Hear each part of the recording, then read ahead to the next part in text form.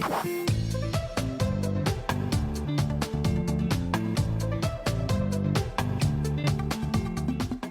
would make this an especially useful conversation for you today? Well, I was hoping, I guess, to get some insight on how to improve in logic games, probably. Sure. So what would you say are some of your biggest struggles with logic games right now? One of my biggest struggles is when you have to replace a rule. hmm And also I struggle with ordering games. Okay, so replace a rule game questions, which are also known as rule equivalency or rule substitution questions. Those often seem difficult because they come up so infrequently. So when you come across Mhm. one, it's like, well, I haven't done one of those in a while. So you're kind of left scrambling. But what if you Right. were to do several of those in a row? Do simply the game setup and that single question associated with it. hmm Because Okay. there's been one of them on virtually every single exam since hmm exam number 57. Okay. So I have a list of them I can email you where you just basically handpick those specifically and just work through them in order. Okay. Then you'll start to see the patterns related to how you can solve them. And specifically, I'd say you can solve it by seeing if any inferences that you derived initially still hold true with the new rule. You can also see if any of your previous hypothetical scenarios are rendered invalid by the new rule. If they're rendered Okay. invalid, then they are more limiting and as such could not possibly be equivalent. And alternatively, if they allow new scenarios that previously would not have been possible under the old state of affairs, then they are not limiting enough. So those are some ways you might want to play around with them. Okay. Okay. Yeah, that makes sense. Okay. As for ordering games, why do you think ordering games give you trouble? I feel like I don't get enough information, and it's also hard for me to get a scenario. Like if there's not enough information, I can't create a scenario with which to base at least some of my work on. Right. Yeah, some games are more open-ended than others.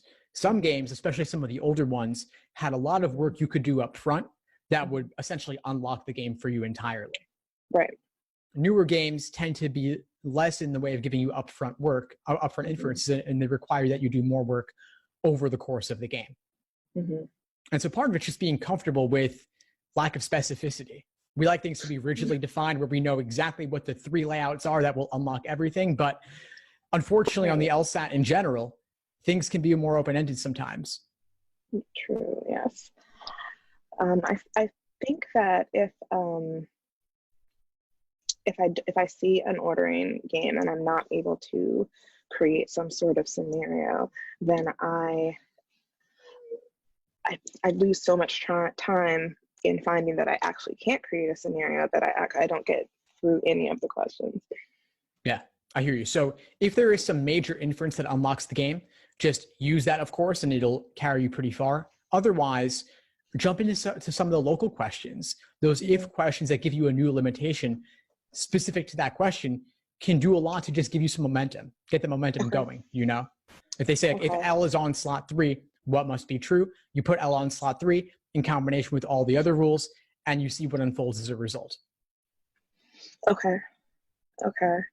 So is it better to just dive into the questions, and then if you don't have a scenario, and then see what fits? Is it easier to go through each answer, or should I find an answer until I see one that works and move on to the next question?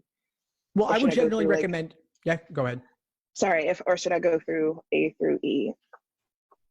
Well, if you don't have any pre-phrase or prediction for a question, I would simply scan through the choices. And I would go through all 5 because sometimes a later choice also being apparently true will tell you that you're missing something. And so it only takes an extra second to double check by going through all 5 to make sure that only one choice actually solves what you're looking for. Okay. Sometimes I feel like if I go through all the choices, especially if I'm trying to map it out, that I feel like I'm wasting a lot of time. But if I don't, then I usually get the answer wrong because I didn't go through all the choices. Yeah, So, yeah, and that reminds me of another thing that happens a lot, which is students trying to brute force the question by drawing out every scenario for all 5 choices. mhm, And that can be extremely time consuming and is not mhm, the desirable way to go about it. There typically is some more efficient method you can apply, or mhm, your previous work can at least allow you to eliminate a couple of choices. right. But during the game, you are where you are, do your best with it. But later, upon review, I would suggest you figure out or look at explanations to help you figure out what would be the optimal way to solve that game, because there typically is some more efficient route. And you may not see it all the time for every game, but if you can increase the percentage of times that you see it, the more efficient you'll be, of course. Okay. Okay. Okay. I mean, that makes sense. I think also with the logic games, I think it's especially on ordering when I get to a question where it asks, I'm sorry, I'm just trying to remember which one because I just had it. Um, oh, sorry. It's when it could be true. Which one could be true? I usually, for some reason, get those wrong, but I get the must be true right. So I'm not sure what I'm doing wrong, but what's the difference between those two? Yeah, sure. It could just be that you're more prone to looking for what must be true, even if the question's asking you for something different. So it's kind of like Right. students will forget halfway through the question what the question was they're trying to solve, because you get so wrapped up in actually drawing scenarios or looking at previous work. Is there a difference at all between looking for what could be true and looking for what must be true? Yeah, there absolutely is. And think of it this way: a must be true question is really could be false except. That's another way to think about it. I'm not suggesting that it's always useful to do so, but I'm saying that Mm-hmm. here to illustrate the difference. For a could be true question, you only need to have seen the given choice occur once to know that it's a possibility. Okay. And generally, the answer choices will just have one, I mean, obviously, just one correct answer because sometimes I feel, especially if I'm rushing, I'm like, oh, maybe it could be more than one, and I'm somehow picking the wrong one of the two answers that could be there. I mean, there, of course, there, technically speaking, there can be only one correct answer. So there is only one thing that could be true. If you're Mm-hmm. finding multiple apparent correct answers, then something's wrong somewhere in the Okay. diagram. For a Mm-hmm. must be true Okay. question, it needs to occur in every single valid scenario. So if you Okay. can find at least one scenario where it did not occur, then it's not a must. Mm-hmm. So it only takes like Okay. one Okay. in, let's say, so it only takes like 1 in 100 scenarios to prove that something could be true. If you've seen it at least once, even out of 100 or out of 1,000, you know it could occur. And on the flip side, if you've seen something not occur or fail to occur at least once out of 1,000 different scenarios, then you know that it is not a must and you can eliminate it as a result. Mm-hmm. Okay. So for either question type, you only need one particular scenario to arrive at your correct answer. Just the question of the Okay. nature of that scenario.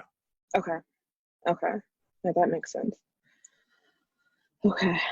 I'm also finding that I'm running out of time on my logic games. So is it better to try to get through all 4 or to try to make sure I get, I guess, accurately 1 or 2 sections? Well, what's your goal score? 165. Mm-hmm. In that case, I would suggest that you attempt every question on the exam. Okay. If you leave out an entire game and just guess randomly on it, you're automatically sacrificing several questions. Right. And especially games being the most perfectible section, actually. Mm-hmm. So, meaning that it would be difficult to avoid losing points on logical reasoning and reading comprehension. But let's say if you lost 3 on each of those sections or 4 on each of those sections, that's already putting you at below 170. If you got 4 wrong on each, it's already putting you below 170. Then if you lose, let's say, 4 to 5 points on games from eliminating a game or not attempting it, then you, assuming you didn't get perfect on the other 3 games, that's putting you below 165. Okay. Okay. When are So you just taking the work LSAT, Addie? on. I am registered for November, but I'm also registered for January. Mm-hmm. And I was actually just thinking today, maybe I should withdraw from November, but I think I'll just take it and see how I do. Because the way I'm testing now, it's pretty decent, but of course I'd love to get it higher. Yeah. Well, you may end up with a decent score on November, but if you want to secure that 165 plus, then you might want to go for January with a focus on improving on games significantly, doing all the released games ever, or at least all the released games from this millennium, since 2000. Focus on those, master them if you can. It's just a question of putting in the time, drilling those games, and looking at explanations or redoing the games multiple times. You can get close to perfection or perfection on games much more easily than on the other sections. And then if you were only losing a few points on each of the others, that could solidly put you in the high 160s and beyond. Okay.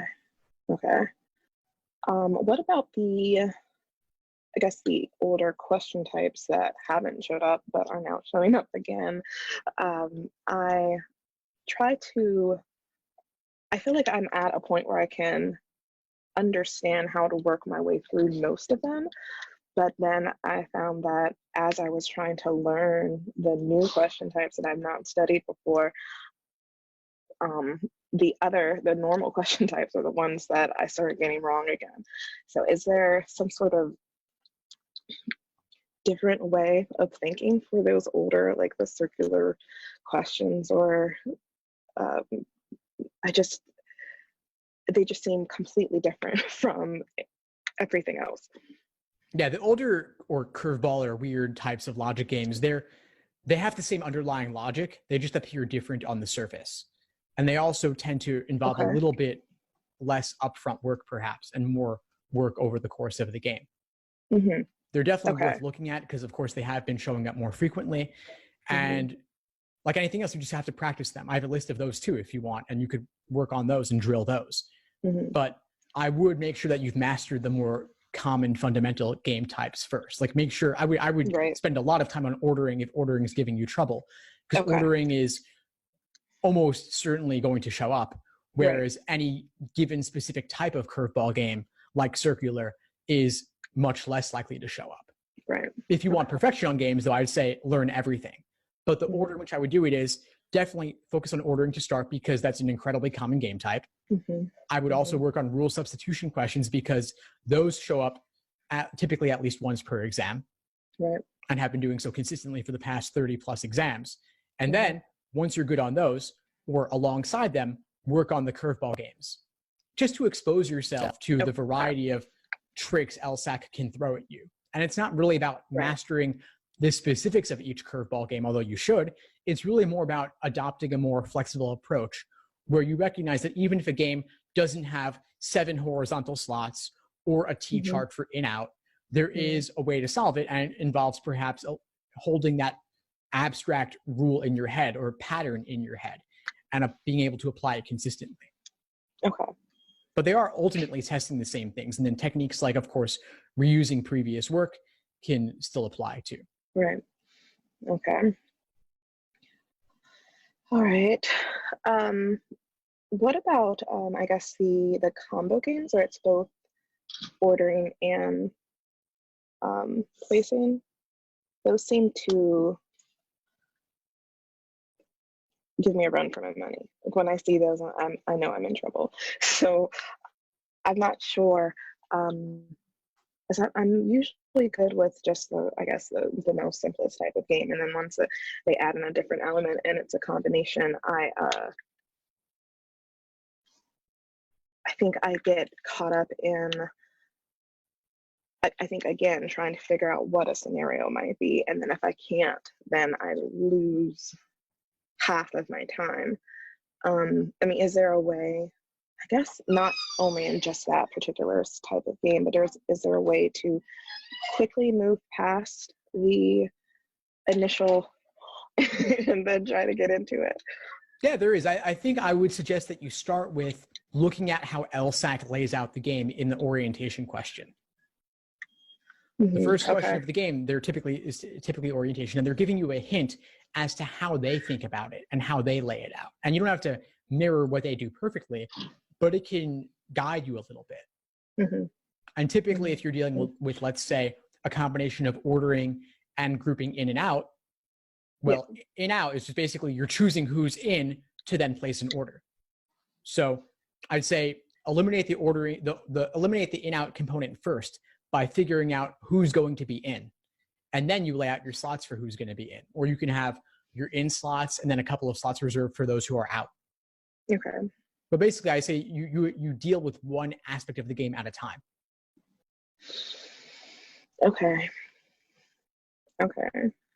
I came upon a recent a practice test I took yesterday where I think it was in and out, but it only gave not two, but maybe three rules. And I sat there and looked at the rules and I couldn't figure out where I'm supposed to go from this small section of information.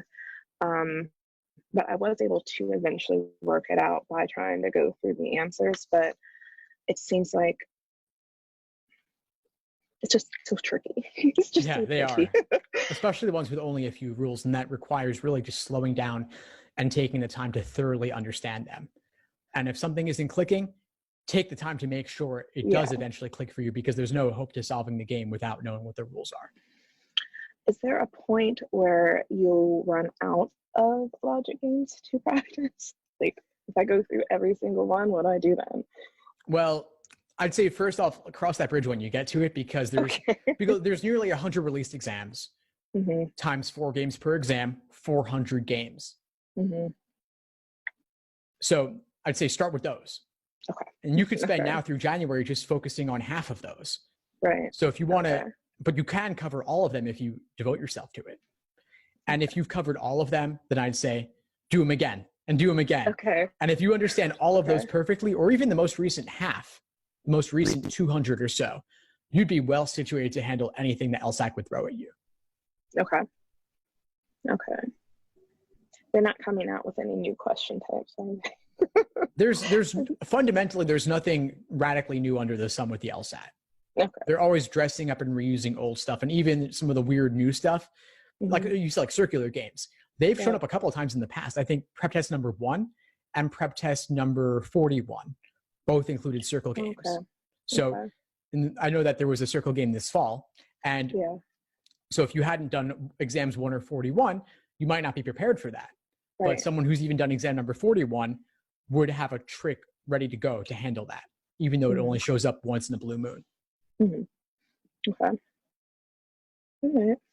Well, we're just about up for today, Addie, but what would you say is the biggest insight you got from our call today? That I need to do more practice of the practice games and focus, I guess, on more accuracy for the entire section. Because I was really just trying to get at least 2 correct all the way through 100% accuracy, and I need to do better. I need to work more on making that all the sections 100% accurate. So I think I can do it. It's learnable, so just gotta learn it. It is, and it sounds like you're committed to putting in the time to making it happen. Definitely. Fantastic. Well, it's been great connecting with you, Addie. Please keep in touch and let me know if you need anything at all as you move forward. Yes, thank you so much. Thanks for tuning into the show. Please subscribe if you haven't done so already to be notified of new episodes as I release them. And feel free to reach out if you need anything at all as you move forward with your prep. I'm happy to help however I can. In the meantime, I'll wish you all the best and take care.